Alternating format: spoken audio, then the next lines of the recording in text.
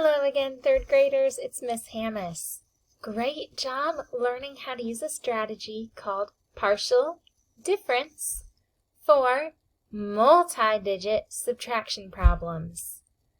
We decomposed our numbers based upon their place value, their tens and their ones, and then we checked our work by adding our answer to our minuend. Let's learn another strategy for if we are subtracting multi-digit numbers. Because after a while, these numbers can start to get into the hundreds and thousands. So let's learn a strategy that will be a little bit quicker for us. And this strategy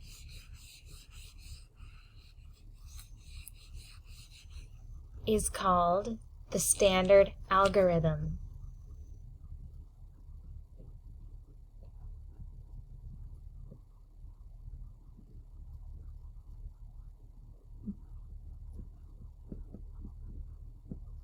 Okay, that is a very fancy word, but don't worry, I know you can do this. And also, if you don't get it today, it's all right. It's just another strategy that can help you when we come across multi-digit subtraction problems.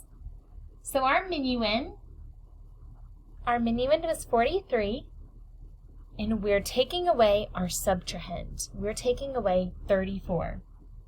3 tens and 4 ones. So when we use the standard algorithm, we want to make sure that our place values are lined up properly. Here are our ones. Here are our tens. Now instead of decomposing them into 40 plus 3, instead we are going to simply work within our numbers. So we're going to start on the far right side first.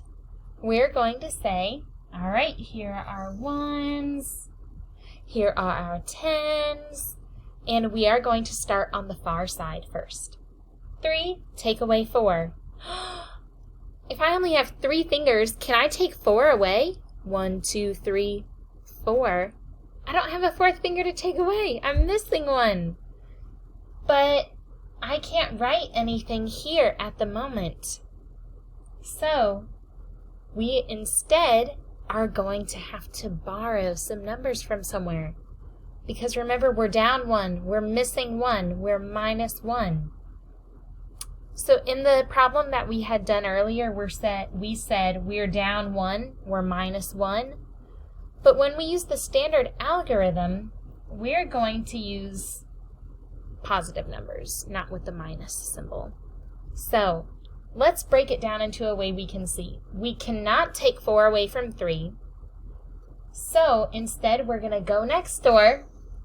We're going to cross out one of their tens and bring it over to make 10 plus 3, 13. Now, I want to show you a more visual way to see that because it's kind of hard to visualize. Take out a 10, and then you have 3 tens left, and then you add the 10 back over there. You went next door, you borrowed 10 more, and you added 10 more. Well, it's just like saying 43. Let's represent it a different way. 43, 3, 4 tens, and 3 ones. Now let's represent 34. How many tens? 3 tens. How many ones? 4 ones.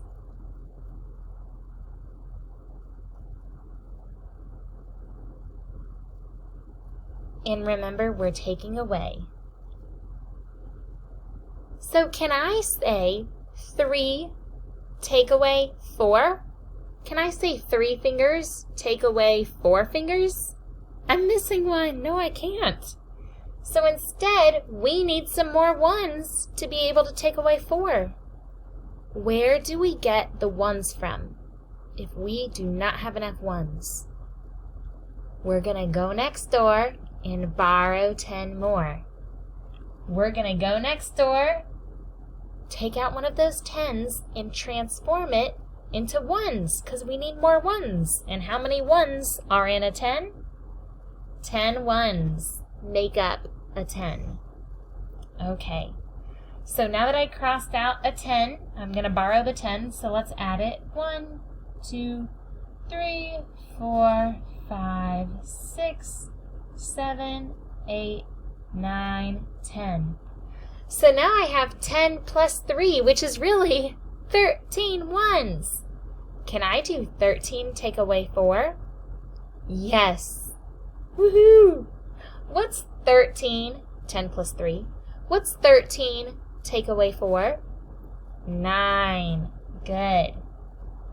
So I had 9 1s. Oh, that's just like when we went over here. We said we couldn't take away 4 from 3, so we went next door. We crossed out a 4. So instead of having 4 10s, we only have 3 10s, which is why we wrote a 3 here. And then we could add 10 more. We added 10 more. We transformed our 10s rod into 10 squares. So we added 10 here. 10 plus 3 is 13. And can we take away 4 from 13? Can we take away 4 from 13? Yes, we took away 9, or we found 9 were left over. Okay, now it's time to look at our 10s. How many 10s do we have in our drawing still?